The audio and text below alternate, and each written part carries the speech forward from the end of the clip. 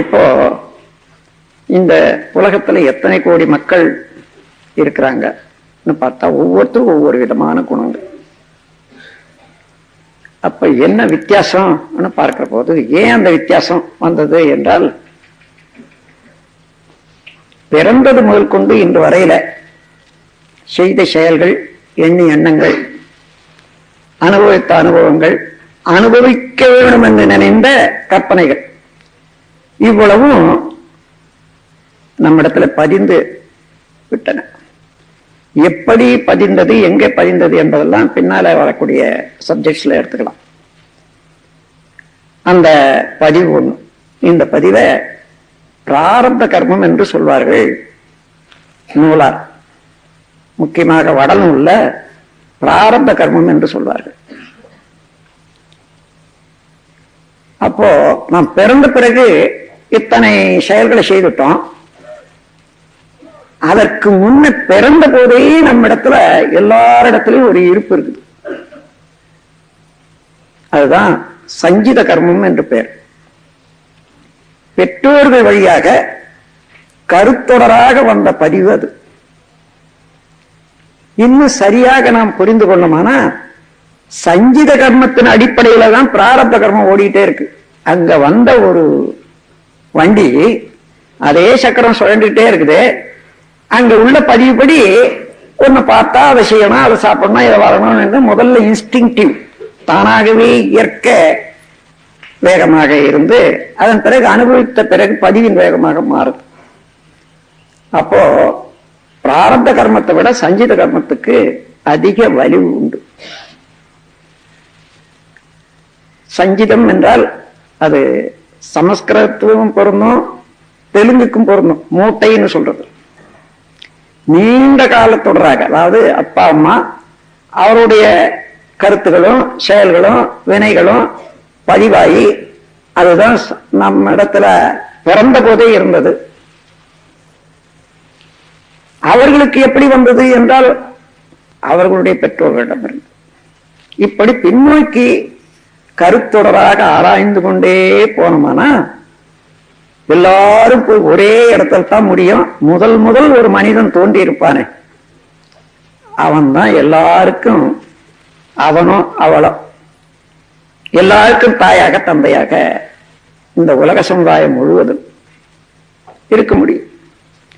அங்கே இருந்து செய்த செயல்கள் அத்தனையும் எத்தனை கோடி தலைமுறையானாலும் அங்கே பதிந்த பதிவுகள் மீண்டும் மீண்டும் கருவழியே வந்து அங்கங்கே ஏற்படக்கூடிய வாய்ப்புக்கு தகுந்தவாறு விரிவு பெற்று இயங்கிக் கொண்டே வரக்கூடிய ஒரு பெரிய கதை தொடர் தான் மனிதனுடைய வினை பதிவுகள்.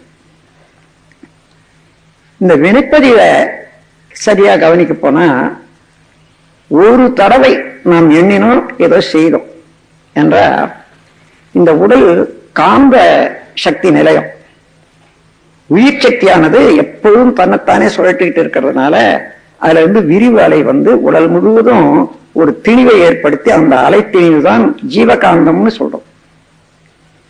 அந்த ஜீவகாந்தத்துல இயங்குற ஒரு இயக்கத்துல கை அப்படி தூக்குறோம் பாருங்க. இந்த தூக்குவதுக்கு ஒரு ஆற்றல் வேணுமே இல்லையா, ஒரு சக்தி. அந்த ஜீவகாந்தம் இருந்தாதான் தூக்க முடியும். அப்போ எண்ணத்தினால தூக்கணும்னு நினைக்கிறேன். அந்த எண்ணத்துக்கு இப்போ பிரெயின் செல்ஸ் எல்லாம் அங்க ஒரு கோஆர்டினேஷன் வந்துடுது. அதை தூக்கணும் என்ற போது அதுக்கு ஒத்துழைக்கிறது கை. கை என்பது உறுப்போட உறுப்பு, அதாவது மூளையினுடைய செல்களுக்கு கை ஒத்துழைக்குத. இதற்கு கோஆர்டினேஷன் பேர். அதற்கு மேலாக இந்த கையை தூக்கணும்னு நினைக்கிறேன், தூக்குறேன், சில சமயம் வரமாட்டேங்குது. அப்போ இங்க இருக்கக்கூடிய செல்கள் சில பழுதுபட்டு போச்சுன்னு வச்சுக்கோங்க, சில ரத்த ஓட்டம் இல்லை, அதனால வரல. இது கோஆபரேஷன் இல்லை. செல்களோட செல்கள் சேர்ந்து இங்க இருந்து இதுவரையில உள்ள எல்லா செல்களும் இந்த போலாரிட்டி அமைந்து இங்க அந்த ஜீவகாந்த சக்தி ஓட்டம் இருந்தாதான் அப்படி தூக்குனா கையில வரும். இது கோஆபரேஷன். அப்போ ஒவ்வொரு செயல்லையும் கோஆபரேஷன் ஆஃப் செல்ஸ், செல்களுடைய கூட்டுறவு உறுப்புகளுடைய இணை செயல்கள், இணைந்து செயல்படுவது, இந்த ரெண்டும் இருக்கணும். அப்படி செயல்படும் போது என்ன ஆச்சு, இந்த ஜீவகாந்த சக்தி அந்தந்த செல்கள்ல ஓடிதானே அது ஒழுங்காக இந்த கையை தூக்குறோம். அப்ப அப்படி தூக்குவதற்கு எத்தனை கோடி செல்கள் இணைந்து இந்த கையை இப்படி தூக்குறோமோ, இப்போ ஒரு லைன் ஆஃப் ஆக்ஷன், ஒரு பிரிண்ட் வந்தது. ஒரு தடவை கையை அசைச்சோம் என்று சொன்னால் அப்படி அசைந்ததுக்கு இயங்கிய இயக்கம் ஒரு பதிவாய் போச்சு. அப்ப மீண்டும் அசைக்கிறோம், மீண்டும் அசைக்கிறோம், பல தடவை அசைக்கிறோம்னா லேசா அசைக்க முடியுது. அதே போலதான் ஒரு டைப்ரைட்டிங் கூட நாம் ஒரு ஏஎன்டின்னு அடிக்கிறோம் அல்லது வேற ஏதாவது 4 எழுத்து 3 எழுத்து அடிக்கிறோம்னு சொன்னா ஒன்றன் பின்னால ஒன்று அப்படி அடிச்சோம், மறுபடியும் அந்த வார்த்தையை நினைக்கிற போத அந்த விரல்கள் தட்டுது. அப்ப எப்படி இந்த பதிவு தான் முதல் நாளே வராது. அப்படி பார்த்தீங்கன்னா ஒவ்வொன்றும் பதிவு எப்படி உண்டாகுதுன்னா ஒரு லைனே உண்டாகி போகுது. அந்த அதாவது அந்த கோடு மாதிரி எத்தனை கோடி அணுக்கள் சேர்ந்து இந்த அசைவு வரணும். அப்படி ஒவ்வொரு செயலுக்கும் நம்முடைய உறுப்புகள்ல உள்ள செல்கள் ஒரு லைனை உண்டு பண்ணிடுது. சரி, அதே போல பிரெயின் செல்ஸ், எண்ணங்களால பிரெயின் செல்ஸ், எண்ணங்கள், புலன்கள் மூலமாக பார்க்கக்கூடிய கருத்துகள், அத பதிவுகள், அத பிரதிபலிப்புகள், இவைகளெல்லாம் பிரெயின் செல்ஸ் ஒட்டியது. அதுவும் அதே போலதான். இப்போ 5ஆம் தேதி மாலையில ஆசிரியர் பயிற்சி என்று ஒரு எண்ணத்தை போட்டு வச்சோம். எத்தனை தடவை என்னைக்கு நினைச்சாலும் என்ன 5ஆம் தேதி அங்க எந்த நேரத்துக்கு 7 மணிக்கு அங்க என்றது வருது.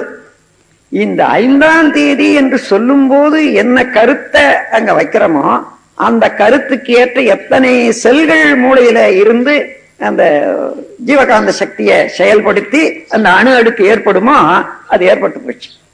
அப்ப மீண்டும் சிறப்பு பயிற்சி, ஆசிரியர் பயிற்சின்னு எண்ணும் போது 5ஆம் தேதி ஆளியாரு இன்னும் அங்க போகணும், இப்படிதான் போகணும்னு அவ்வளவு வருது பாருங்க. இத அந்த தொடர் இயக்கங்க. அப்படி ஒவ்வொரு செயலும் ஒவ்வொரு எண்ணமும் நம்மிடத்துல பதிந்து விடுகின்றன. பதிந்த பிறகு என்ன, எப்பொழுதுமே நம்ம உடல்ல உயிர் இருக்கிற வரைக்கும் ஜீவகாந்தம் உற்பத்தி ஆகிட்டே இருக்கும். உற்பத்தி ஆனது ஒரு தேக்கத்துக்கு, அதாவது கெப்பாசிட்டி இருக்குது நம்ம பாடியில இவ்வளவுதான் இருக்கணும்.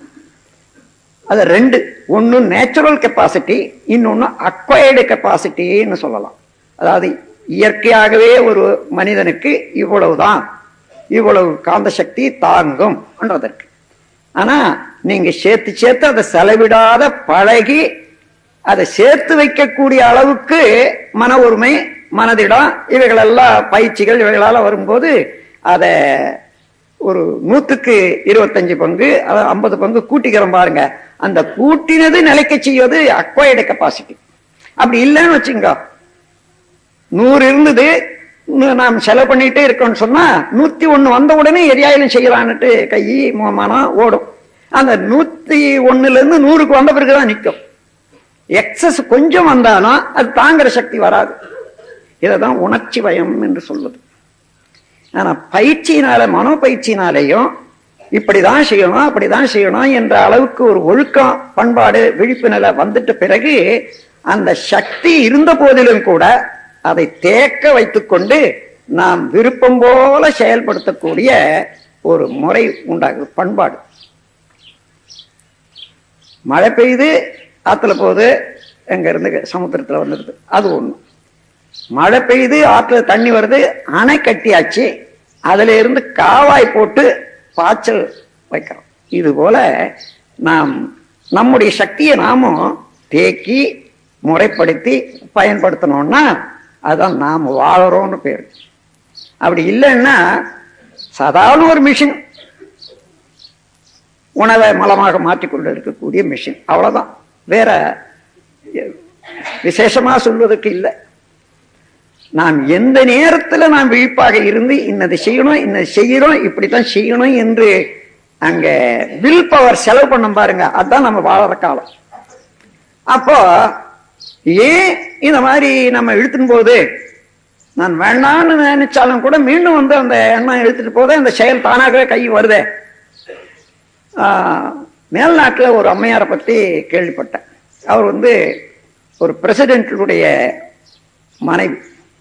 எங்க போனாலும் அங்க விருந்து வச்சாங்கன்னா அது விருந்து சாப்பிட்டுட்டே இருக்கும்போது 5-6 கரண்டி எடுத்து உள்ள போட்டுக்கலாம் ஒரு பையில.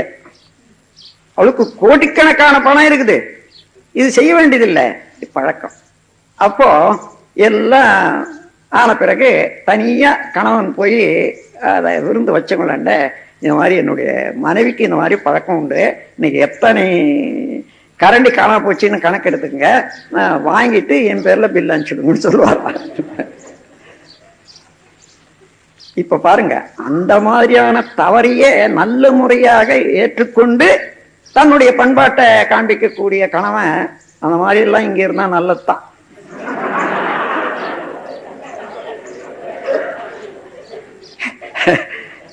அந்த அளவு பொறுமை இருக்கணும். அந்த மாதிரியான பொறுமைக்கு மேல்நாட்டுல ரொம்ப பேர் பழகி இருக்காங்க. அதை நானே நேரடியாக கூட பார்க்கிறேன், நான் கேள்விப்பட்டது உண்டு, நேரடியாகவும் பார்க்கிறேன். கண்ணு கை எடுத்து வச்சத அதையே இருக்கிற அந்த அம்மா அதை வேலை முடிஞ்ச உடனே ஒரு கரண்டி எடுத்து உள்ள போட்டுக்கிறது. இது அந்த மாதிரி இதுதான் பழக்கம். இந்த பழக்கத்துல அடிமையாகி விட்டா அந்த பழக்கம் எதுவோ அது வரைக்கும் தான் மனிதனுடைய தன்மைன்னு வச்சுங்களேன். அப்போ நமக்கு 2 விதமான பதிவுகள் என்ற பாருங்க. அதாவது சஞ்சித கர்மம் ஒண்ணு, பிராரப்த கர்மம் ஒண்ணு. இந்த 2ம் ஒரு மனிதன் சேர்ந்த பிறகு அது எவ்வளவோ அதுதான் மனிதனுடைய தன்மை. அதற்கு மேலேயும் இல்லை கீழையும் இல்லை. ஒரு மனிதனுடைய தன்மை எப்படி அமையுது, அதாவது மனதனுடைய தன்மை அல்லது பண்பாட்டு தன்மை, உயர்வு தாழ்வு, நீங்க எதை எடுத்தாலும் சரி, இது எப்படி அவர்களுக்கு ஒவ்வொரு மனிதனுக்கு அமைஞ்சதுன்னு பார்த்தீங்கன்னா, சஞ்சித கர்மம் ஒண்ணு, பிராரப்த கர்மம் ஒண்ணு. உருவமைப்பு, குணம், அறிவின் உயர்வு, கீர்த்தி, உடல் வலிவு, சுகம், செல்வம் எல்லாமே இந்த சஞ்சித கர்மத்தினாலையும் பிராரப்த கர்மத்தினாலையும் இணைந்த பிறகு இந்த கூட்டி பார்த்தீங்கன்னா சம் டோட்டல் எதுவோ அதுதான் மனிதனுடைய தன்மை. அதனால இந்த பதிவுகள்ல நல்ல பதிவுகள் உண்டு, தேவையற்றது தீமை தரக்கூடிய பதிவுகளும் உண்டு. நமக்கு தெரியாமலே ஏதோ செய்திருவோம், பழக்கத்திலேயே தொடர்ந்து வரும். என்றைக்கும் ஏன் செய்யறோம் இதன்னு திரும்பி பார்க்கிறதே இல்லை. அதனால கூடிக்கொண்டே இருக்கும் பழக்கங்கள் வேற. அப்போ அதை ஒட்டி இப்போ 4 பேர் போறோம், ஒரே ஒரு பொருளை பார்க்கிறோம்னு சொன்னா 4 பேருக்கு விதமான கருத்து உண்டாகுது, செயல் உருவாகுது. அதுதான் புகுவினை என்றும் ஆகாமிய கர்மம் என்று சொல்லுவாங்க. ஆ என்றால் ஆன்மா, காமியம் என்றால் ஆசை. ஆன்மாவுக்கு இச்சை ஊட்டி புதிய புதிய செயல்ல ஆழ்த்த வல்ல வினைக்கு ஆகாமிய கர்மம்னு சொல்வது. இந்த ஆகாமிய கர்மம் எப்படி வந்தது என்று பார்த்தா சஞ்சித பிராரப்த கர்மம் தான் அடிப்படை. இப்போ இன்னைக்கு ஆகாமிய கர்மம் ஏதோ விரும்புறோம், ஒண்ணு செய்யறோம்னு வச்சுங்க, நாளைக்கு அது பிராரப்த கர்மம். நான் விரும்பினே செய்தேன் என்று சொன்ன எனக்கு பின்னால ஒரு குழந்தை பிறக்குமே, ஆனால் இன்னைக்கு நான் செய்த ஆகாமிய கர்மம் அந்த குழந்தைக்கு சஞ்சித கர்மமாக மாறிடும்.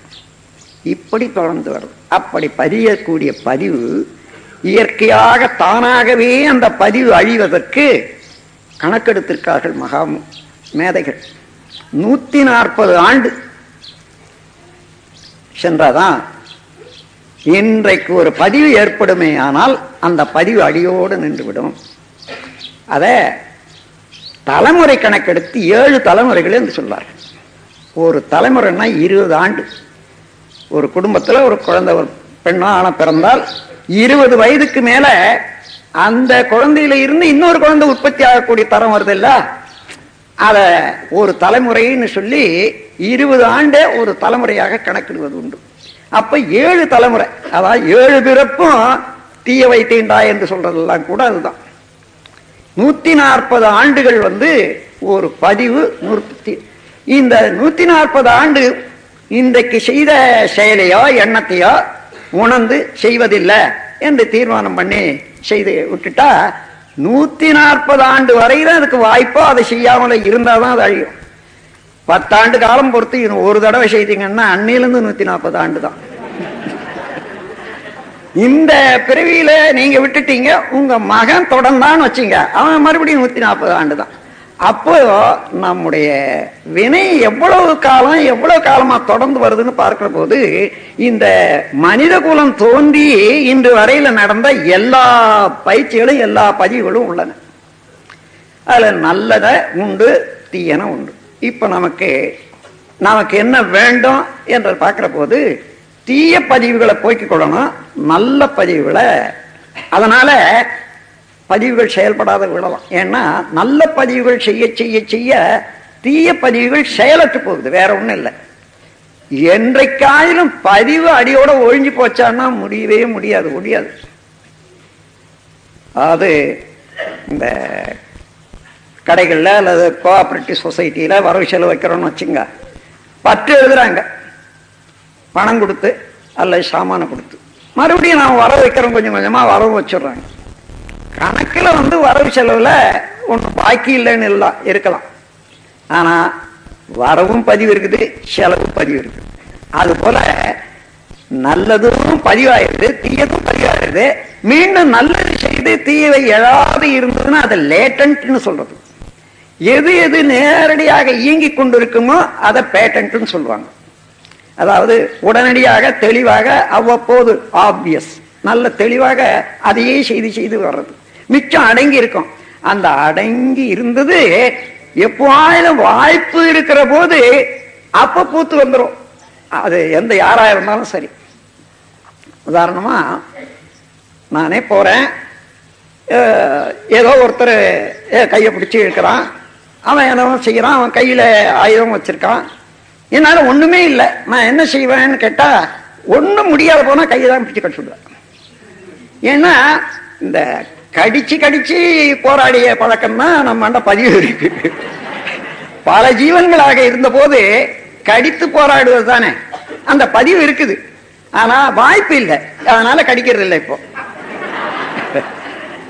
அந்த வாய்ப்பு வர்ற போது தானாக பூத்துடும். அது எப்படி இன்னும் உதாரணம்னா, ஏன்னா இயற்கை உண்மையை உணர்வதற்கு இதெல்லாம் உதவியா இருக்கும். ஒரு வித்துல ஒரு மரமே இருக்குது, முழுமையான மரமே இருக்கிறது. ஆனா அந்த விதையை போட்டீங்கன்னா மரம் வந்துடும், ஆனா ஒரேடியா வர்றதில்லை. முதல்ல தண்டு வருது, அந்த தண்டுல இருந்து அதுக்கப்புறம் இலை வருது, அப்புறம் வளர வளர கிளைகள் பூ காயெல்லாம் வருது பாருங்க. அதன் பிறகு அந்த வயது வர்ற போது தான் பூத்து காய்க்கிறது வருது. இவ்வளவு இருந்தது.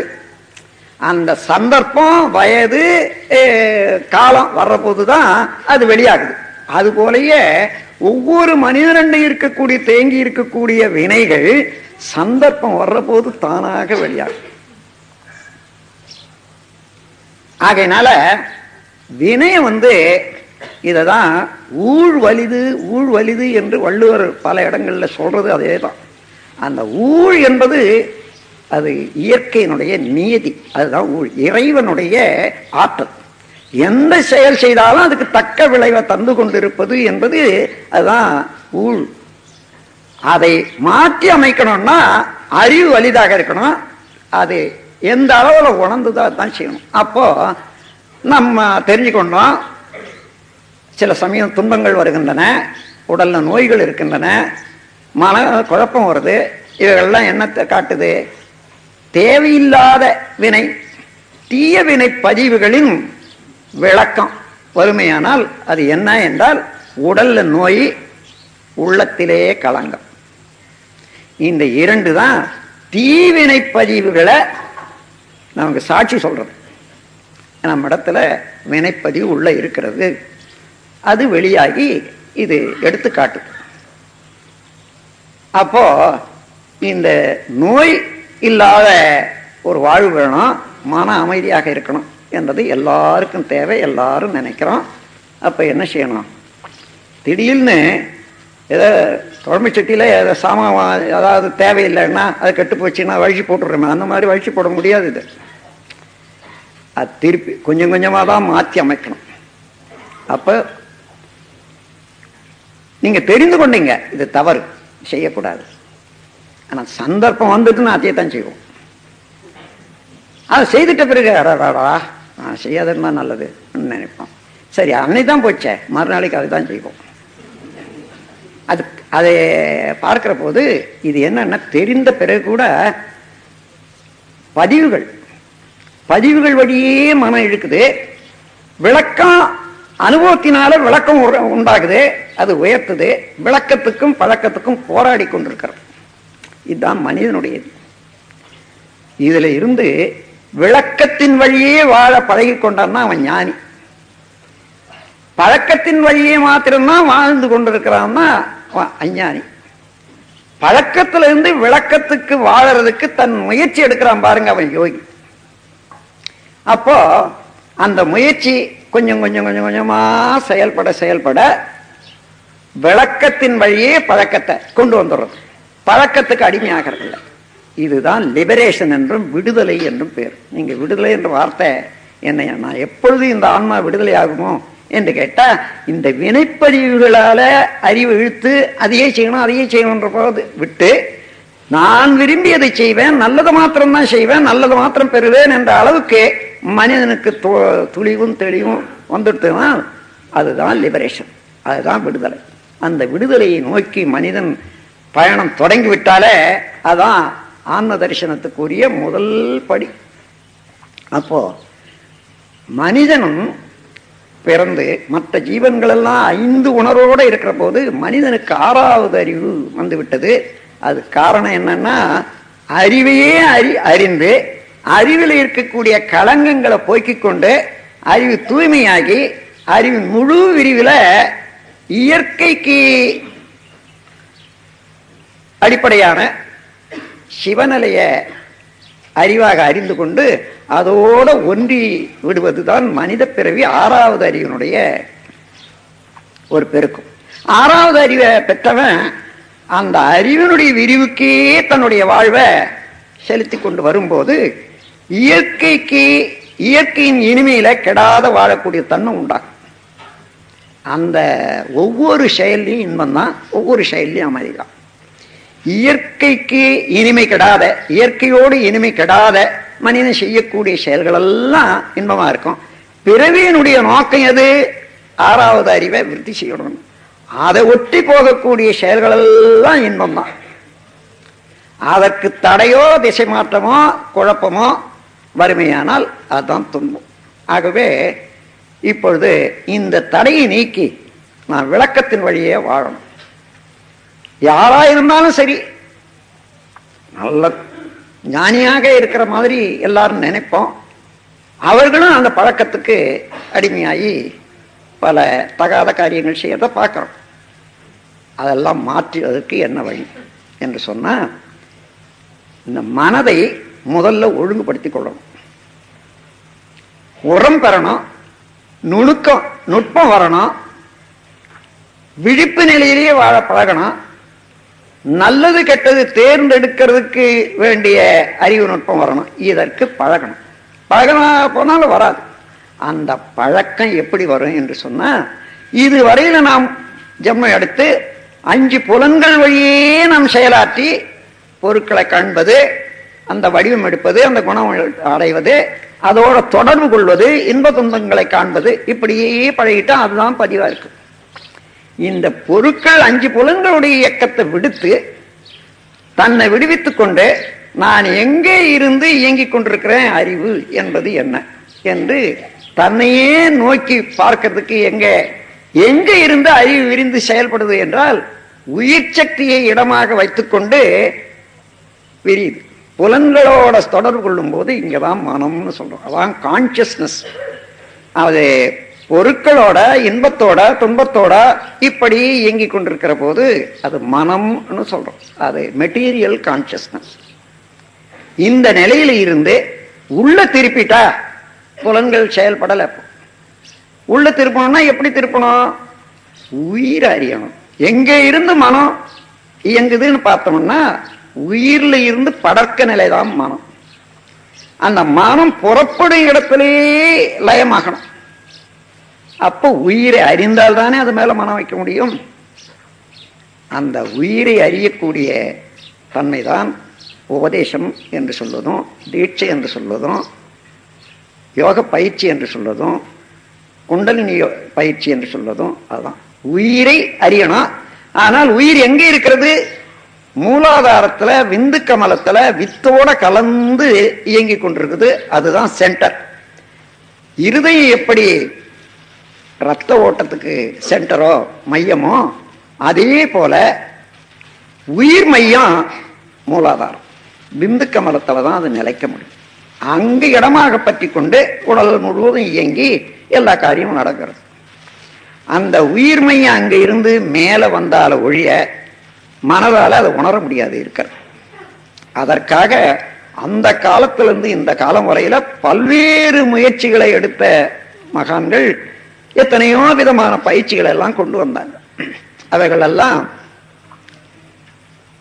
மந்திரத்தினால, மூச்சு பயிற்சினால, அல்லது கடுமையான உடல் பயிற்சியும் மூச்சும் சேர்ந்ததுனால கொஞ்சம் கொஞ்சமா சூடுபட்டு மேலே ஏற்றி வர்றது என்ற போது அதெல்லாம் பழங்கால முறைகள். நீண்ட காலம் ஆகும். மையத்துல சிக்கிக்கொண்டா அது ஷார்ட் சர்க்யூட் வந்துடும், பல தொந்தரைகள் உண்டு. இப்ப நம்முடைய பயிற்சி முறை எளிதானது. இத எப்படி எளிதானதுன்னு சொல்லணும்னா, பாம்பு பிடாரம் பாம்பு பிடிக்கிறான், நல்ல பாம்பு. ஒரு 2 முறை இருக்கு. மருந்த வாயில போட்டுக்கிட்டு கையை வலையில விட்டுட்டு இழுப்பான். அப்புறம் போராடும், பாம்பு கூட செத்து போடும், அல்லது கடிக்கும், மறுபடியும் எடுத்து போடுவான், அப்புறம் தோலை உரிச்சு எடுத்து போடுவான். அதுக்கு தான் ஒதுங்கும். ஆனா இன்னொருவன் வெளியில இருந்து அப்படியே ஃப்ளூட் வாசிப்பான், தானாக வெளியே வந்துடும், ஆடிக்கிட்டே இருக்கும். ஆடி ஆடி ஆடி அப்படியே லயமா இருக்கிற போது அப்படியே பிடிச்சிக்குவான். மெதுவாக எடுத்து விஷப்பல்ல எடுத்துட்டு அப்புறம் அதை ஆட்டி அதில் பணம் பெறுவான். இது போல தானாக ஆடச் செய்து சிரமமில்லாத அந்த குண்டலினி சக்தியை மேலே ஏற்றுக்கொள்ளக்கூடிய வித்தை ஒண்ணுதான் இப்ப நம்முடைய பயிற்சி முறை. அது கடுமையான ஒரு செயலே இல்லைங்க.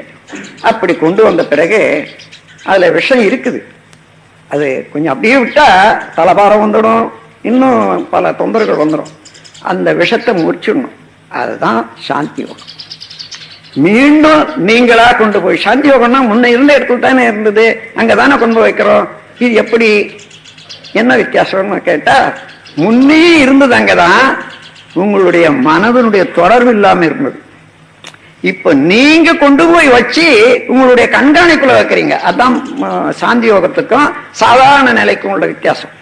ஆகையினால இப்போ சாந்தி யோகம் அவசியமா போச்சு. சாந்தி யோகம்னா அதுல இருக்கக்கூடிய விஷத்தன்மையை எடுத்து விடுறதுக்கு ஒரு முறை அது.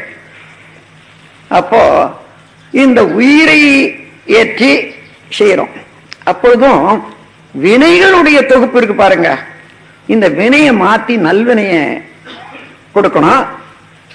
நல்வினையை கொடுக்கிற போது புலன்களால காணப்பட்ட உலகத்தை விட உயிருக்கு மூலமான பேராற்றல், இயற்கை, இறைவன், அருட்பேராற்றல், இதை தெரிந்து கொண்டா அங்க மனம் லயமாக இடமாக இருக்கும். இப்போ அதற்காக இந்த தவத்தின் நிலையில படிப்படியாக இங்க கொண்டு வரும். இங்க இருந்து மேல வர வர வர வர புலன் உணர்வுல உணர்ச்சிகளையே மன செலுத்துறதை விட தானாகவே முரட்டுத்தனமாக இருக்கிறவர்கள் கூட அந்த முரட்டுத்தனம் போய் மெதுவாக ஸ்மூத்தா இருக்கக்கூடியது வந்துவிடும். அப்படி வந்துவிடும். அதன் பிறகு மனம், உயிர், மெய், இந்த மூன்றையும் உணர்ந்து கொள்ளணும். அப்போ இன்னொருவர் காட்டி கொடுத்து உணர்ற போது சுலபமாக இருக்கும். தானா உணரணும்னா காலம் எடுக்கும். உணர்ந்த பிறகு கூட இதுதானான்ற சந்தேகம் வந்துடும். அதனால ஒரு குரு வேணும். அப்ப குரு என்ன செய்யறாரு என்று பார்த்தா, இந்த வினைத்தொடராக பதிவோட வந்திருக்குது பாருங்க, வித்தும் உயிரும். அந்த உயிருக்கு ஒரு துணையாக குருவனுடைய உயிரும் பாய்ச்சப்படுது. அப்படி சேர்ந்த பொருள்தான் எப்படி பாலை காய்ச்சி பக்குவமா இருக்கிற போது உரை குத்துனா பாலும் தயாராகிறதோ, அதே போல குருவனுடைய உயிர் சீடனுடைய உயிரோடு சேர்ற போது இது எந்த நிலையில இருந்து குருவனுடைய உயிர் பாய்ச்சுறாரு? எல்லாம் வல்ல இறைநிலை உணர்ந்த நிலையில அந்த அகண்டாகாரத்தில் இருந்து கொண்டு இந்த ஜீவன் உய்ய வேண்டும் என்று உயிரை பாய்ச்சுறார். இது அறிவுக்கு பிறவி. இந்த உடல் பிறவி எடுத்துக்கொள்ளுங்க. அன்னையும் தந்தையும் உணர்ச்சி வயப்பட்டு உடல் உறவு கொண்டு அந்த மனநிலையில உடல் உற்பத்தியாச்சு. இந்த நிலையில இருந்து அருள் நிலைக்கு மாறணும்னு சொன்னா அந்த நிலையில இருந்து உயிர் பாய்ச்சப்படணும். அதுதான் உபதேசம் என்பது, தீட்சை என்பது. தீட்சைன்னா சுத்தம் பண்ணுவது, பரிசுத்தம் பண்ணுவது. அப்போ கட்டாயம் குருவினுடைய உயிர் சீடனுக்கு பாய்ச்சணும். அத 3 வகையாக ஒரே அடியில எல்லாம் வந்துட முடியாது. 3 வகையாக பாய்ச்சணும் என்பதை இதுவரையில வந்த ஞானிகளுடைய ஒரு தொடர்ல 3 வகை. ஒண்ணு ஸ்பரிச தீட்சை, தொட்டு உணர்த்துதல். இன்னொன்று சற்று தீட்சை, பார்த்து உணர்த்துதல். ஞான தீட்சை, நினைவுனாலேயே செலுத்துதல். தொட்டு உணர்த்துதல் என்பது ஸ்பரிச தீட்சை. பறவைகள் முட்டையை தொட்டு அவயங்காத்து பொறிப்பது போல என்று அதுக்கு அடையாளம் சொல்லுவாங்க, உதாரணம். சட்சி தீட்சை என்பது மீன்கள் அவருடைய முட்டை மேல ஒளி செலுத்தி கண்குழி எலக்ட்ரிக்கல் ஷாக்கு கொடுத்து அதன் பிறகு பொறிக்க செய்துவிடும். அதுபோல கண் மூலமாகவே உயிர் சக்தியை பாய்ச்சி துரியத்துக்கு கொண்டு போகணும். 3ஆவதாக அகண்டாகாரத்தில் நின்று கொண்டு இந்த ஜீவனுக்கு ஆக்கினை மாத்திரம் கொடுத்து, வா அங்க இருந்து கிளம்பு, அங்க போ, இன்னும் துரியம் பிரபஞ்சம், அதை தாண்டி துரியாதீதம் என்ற ஒரு முழுமுதற் பொருளாக உள்ள நிலையில கொண்டு வைக்கிறது பாருங்க. இதுதான் ஞான தீட்சை என்பது. இந்த 3 வகையான தீட்சையும் சேர்ந்தாதான் முழுமையான தீட்சை என்றும் பயிற்சி என்றும் அது ஆகும்.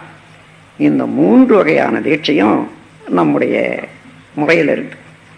அப்போ இந்த தீட்சை அளிக்கக்கூடியவர்கள் எந்த அளவுல தன்னை தூய்மையாக வைத்துக் கொள்ள வேண்டும் என்பது உங்களுக்கு எல்லாருக்கும் தெரியும். எவ்வளவுக்கு எவ்வளவு அவர் தூய்மையாக இருக்கிறாரோ அந்த அளவு தூய்மை தானாகவே தீட்சை எடுத்தவர்களுக்கு படிப்படிப்படியாக. இது எப்படின்னா, ஒரு ஜெராக்ஸ் காப்பி ஒரு பேப்பர்ல இருந்து இன்னொரு பேப்பருக்கு எப்படி மாறுதோ அதே போல குருவனுடைய உயிர் சீடனுக்கு மாத்துற போது அங்க இருக்கக்கூடிய களங்கங்கள் எல்லாம் நாலாவட்டத்துல போய் குருவனுடைய அம்சமாகவே மாறுறது. அவர் சரியாக பயிற்சி செய்யலன்னு வச்சுங்க. ஆனால் இந்த உயிர் சக்தி, பாய்ந்த உயிர் சக்தி இருந்து பின்னால் அவனுக்கு பிறக்கக்கூடிய குழந்தைகள்ல வந்து துளிக்கும் மறுபடியும். ஆகையினால் அதான் விட்ட குறை என்றும் தொட்ட குறை என்று சொல்வார்கள். அது ஒன்றும் பாழா போகாது. ஆனால் இவர்கள் காலத்திலேயே அதை அனுபவிக்கிறது நல்லது. இதுதான் தீட்சை என்பது, பயிற்சி முறை என்பது. 3 வகை தீட்சை என்பது இதுதான். இதை நீங்க அளிக்க போறீங்க. அப்போ வர வர வர வர எப்படி நாம இருக்கணும் என்றதை தெரிந்து கொள்ற போது ஆசை சீரமைப்பு, எண்ணம் ஆராய்தல், சினம் தவிர்த்தல், கவலை ஒழித்தல், நான் யார் என்ற 5 வகையான அகத்தாய்வு பயிற்சி அதற்காக வச்சிருக்கோம். இந்த அகத்தாய்வு பயிற்சியை தேடி அதுல பயிற்சி செய்து செய்து அதுல முழுமை பெறணும். கொஞ்சம் நெஞ்சம் குறைவா இருக்குதுன்னு வச்சுங்க, அதை சரிப்படுத்துற வரைக்கும் முயற்சி செய்து அதை முழுமைப்படுத்திக் கொள்ளணும். அப்படி படுத்திக் கொண்டே இருக்கிறதுனால் நீங்க எவ்வளவுக்கு எவ்வளவுக்கு நீங்க வளர்ந்திருக்கீங்களா அன்றைக்கே எடுக்கக்கூடிய ஒரு தீட்சை எடுக்கக்கூடியவர்களுக்கு உங்களுடைய அறிவு, உங்களுடைய தன்மை, உங்களுடைய பிஹேவியர் அவ்வளவு அவங்களுக்கு உதவியாக காலத்தால் அது பூத்து அதே போல அவர்கள் வந்துவிட முடியும். ஆகையினால சாதாரணமாக ஒருவர் என்று ஒருவர் உதவி கேட்பது உண்டு, உதவி பெறுவது உண்டு. பசி எடுக்கும், சாப்பாடு போடுன்றா சாப்பாடு. ஆனா மறுபடியும் 4 மணி நேரம் போனால் மறுபடியும் பசி எடுக்கும், இன்னும் 2 சாப்பாடு கேட்டு தான் ஆகணும். ஆனால் அறிவு பசி எடுத்தால் அப்படி அல்ல. ஒரு தடவை அறிவு பசி எடுத்து அந்த அறிவு பசியை மீட்டு விட்டோன்னு வச்சுக்கோங்க, அவன் ஆயுள் பெரியும் அந்த அறிவு பசிக்கு ஒரு முழுமையான நிறைவு வந்துவிடும். இந்த அடுத்த ஜென்மங்கள் இருந்து தொடர்ந்து வரக்கூடிய குழந்தைகள் இருக்குதே, இது 7 பிறப்பிலும் தொடர்ந்து நன்மையே விளைவித்துக் கொண்டு வரும். அப்பேற்பட்டது உபதேசம். சாதாரணமான ஒரு காரியம் அல்ல. அத்தகைய தீட்சையை, உயர்ஞான தீட்சையை நீங்கள் மற்றவர்களுக்கு கொடுக்கிறதுக்கு ஆசிரியர்களாக பொறுப்பேற்றுக் கொண்டு அந்த ஒரு மனநிலையில நீங்க அமர்ந்திருக்கீங்க. இந்த பொறுப்பை உணர்ந்து கொள்ளுங்க. நல்லது செய்யறதுக்கு ரொம்ப சிரமமே பட வேண்டியதில்லை. துன்பம் செய்யறதுக்கு தான் சிரமப்படணும். நல்லது செய்யறதுக்கு பழக்கத்திலிருந்து விடுதலை ஆனா போதும். அந்த தெளிவும் துணிவு இருந்தா போதும், நல்லது செய்யலாம். அதுக்கு பழக்கம் குடும்பத்திலேயே வரணும். குடும்பத்தில் இல்லாதவர்கள் ஞானம் பெறுவதும் கஷ்டம், ஞானம் பெற்றாலும் அது நிற்கிறதும் கஷ்டம். ஏன்னா அங்க அடிப்படையே அமையல. அது ஒரு திருடன் சொல்றான், நான் இப்ப திருடுறதே இல்லைன்றான். காரணம் என்னன்னா, அவன் இருக்கிற இடத்துல திருடுறதுக்குரிய பொருளும் இல்லை, அந்த திருடுற வாய்ப்பே இல்லைன்னா அவன் திருடாத இருக்கான். அப்படி ஒரு தனியா ஒரு ஆள் எங்கேயோ போய் உட்கார்ந்துட்டு இருக்கான், அல்லது சுத்தி சுத்தி பிச்சை எடுத்துக்கிட்டு சாப்பிடுறான் சொன்னா அவனுக்கு பொறுப்பில்லை, அல்லது வேற பாசங்கள் இல்லை, அவன் தூய்மையா இருக்கிறான்னு எண்ண முடியாது. பொறுப்புல இருந்து கொண்டு. ஆனா நாம் எங்க இந்த பதிவுகள் எல்லாம் பெற்றோம் என்று பார்க்கிற போது எல்லாருமே குடும்பத்தில இருந்துதான் பதிவுகளை பெற்றோம். அங்கதான் அதை தூய்மை செய்வதற்கு இடமும் குடும்பத்தில் தான் இருக்கு. அதனால குடும்பத்துல, குடும்பம் இல்லைன்னா மக்கள் மத்தியில ஒதுங்கி இருந்து வினையை அறுக்க முடியவே முடியாது. சிவநிலை அடையலாம், ஆனா தூய்மை பெறுவதற்கு வினை வேணுமே, நல்ல செயல் செய்யணுமே, அது சமுதாயத்தை தான் செய்ய முடியும்.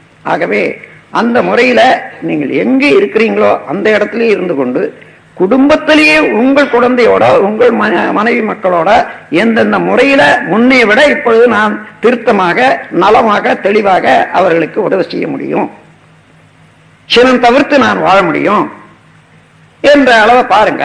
இப்போ அந்த 5 பயிற்சிகளை பற்றி ஒரு நாளைக்கு நான் சுருக்கமா சொல்றேன். எல்லாருக்கும் தெரியும், இருந்தாலும் நம்முடைய அகத்தாய்வு பயிற்சி பற்றி அவ்வளவு ஒரு பெருமை வாய்ந்த பயிற்சிகள். சரியான முறையாக அதை பயின்று கொண்டா நம்முடைய மன லேசா இருக்கும். அதுல தெரியாத விஷயங்கள் இல்லை என்ற அளவுல அவ்வளவு தெளிவுபட்டுவிடும். ஆனால் எல்லாத்தையும் வாங்கி வாங்கி போட்டுட்டு முன்னே இருந்ததையே செய்துட்டு இருந்தோம்னா அது பிரயோஜனம் இல்லை. அதனால அது இன்ஃபர்மேஷன், கன்ஃபர்மேஷன், டிரான்ஸ்பார்மேஷன் 3 வகையாக நம்முடைய அறிவுக்கு உயர்வு இருக்கு. ஒண்ணுமே தெரியல, ஓ இன்னதுன்னு சொன்னாங்க யாரா நான் வச்சுங்க, நமக்கு தெரிஞ்சு போச்சு, ஓஹோ நல்லது இருக்கு, இதுதான் நல்லதுன்னு தெரிஞ்சு போச்சு.